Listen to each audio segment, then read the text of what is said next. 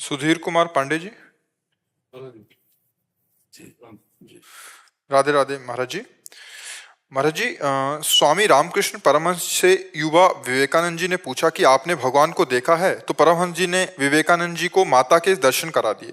ध्यान रखने वाली बात यह है कि तब विवेकानंद साधारण युवा थे, कोई सन्यासी नहीं थे, लेकिन स्वामी जी ने उन्हें जगदम्बा के दर्शन करवा दिए। विवेकानंद जी को सन्यास लेना भी नहीं चाहते। आपने देखा कि विवेकानंद जी पर जो दृष्टि रामकृष्ण परमहंस जी की पड़ी, तो उन्होंने देखा कि पूर्व का साधन क्या हुआ, कितना बड़ा महापुरुष है, बस पर्दा हटाना है। सबको तो नहीं करा दिया ना।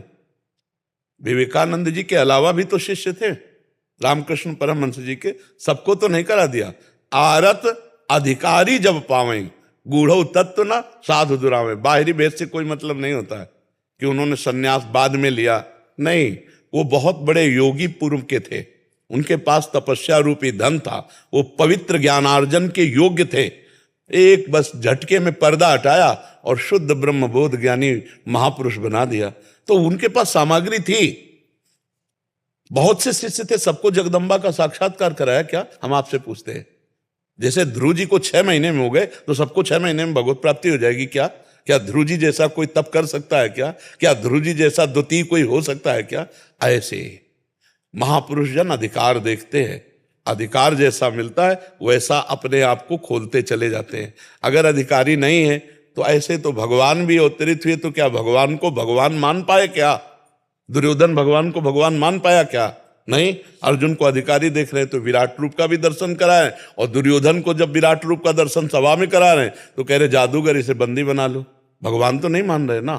तो बात है कि विवेकानंद जी कोई साधारण पुरुष नहीं थे, साधारण जीव नहीं थे। रोल था साधारण का उस समय, पर जब दिव्य दृष्टि से देखा तो अधिकारी पाया, तो उन्होंने कर दिया। ये हम लोग पार्थिव बाहरी, जैसे यहाँ हमारे यहाँ जगदीश बाबा जी रहते थे, सिद्ध महापुरुष थे कालीदह में, तो उनकी सेवा में एक आए तो कहा कि बाबा हमको तो कुछ नहीं दिखाई देता। बोले देख ठाकुर गाँव में चरा रहा है, बंसी बजा रहा है, देख। तो ऐसे चपत लगाई, ऐसे जो ही ऐसे स्पर्श किया सोई देखा कि बहुत सी दिव्य गौवें और भगवान की दिव्य सखा और भगवान वंशी वादन करते हुए। ये क्या?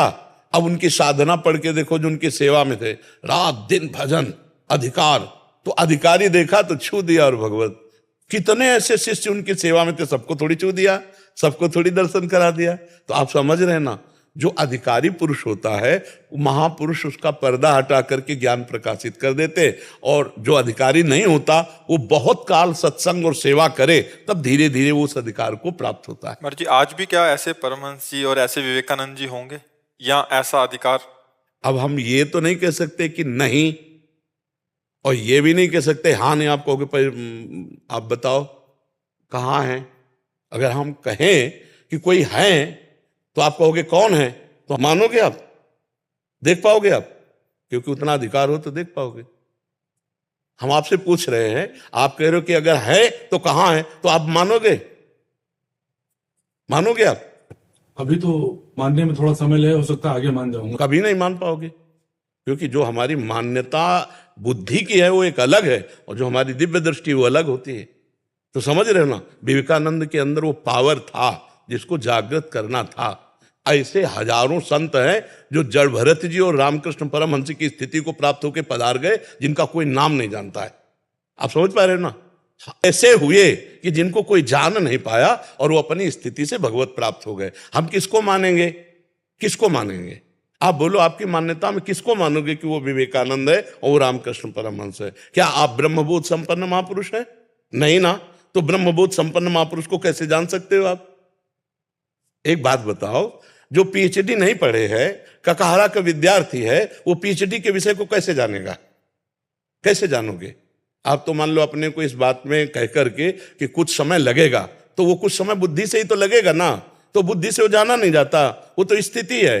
तो स्थिति प्रज्ञ के बिना जाना नहीं जा सकता। तो क्या थोड़े दिन में तुम स्थिति प्रज्ञ हो जाओगे? अभी भाव से आप रामकृष्ण परमहंस जी का कहीं भी भाव कर लो, अगर वहां से आपको अनुभूति ना होने लगे, तो बताना रामकृष्ण परमहंस कोई व्यक्ति नहीं थे, ब्रह्म स्वरूप थे, परमात्मा स्वरूप थे। तो उनको कहीं भी देख सकते हो। तो आपके अंदर विवेकानंद नहीं, इसलिए रामकृष्ण परमहंस को कभी देख ही नहीं सकते और रामकृष्ण परमहंस की भावना में नहीं आ सकते। हमारा सवाल होता है मानी संख्या से हल होता है, हम कहीं मान लेते हैं, वहीं से हमारा सवाल हल होता है। एक ही परमात्मा तत्व तो सर्वत्र व्याप्त है, एक जगह मान लो, कहीं मान लो और वहीं से शुरू कर दो उनकी बात पर चलना, तो सब जगह वही है ऐसा अनुभव में आ जाएगा। आप रामकृष्ण परमहंस जी की वाणी पढ़िए, आप उनके अनुसार चलिए, तो आपके अंदर विवेकानंद जागृत हो जाएगा।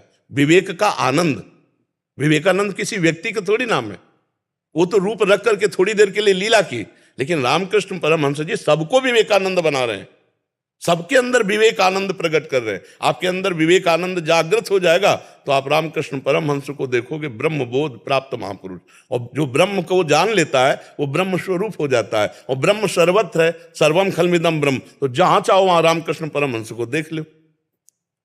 तो अभी दृष्टि नहीं भाई, जब तक चश्मा नहीं, दृष्टि नहीं, तो कैसे पहचान पाओगे।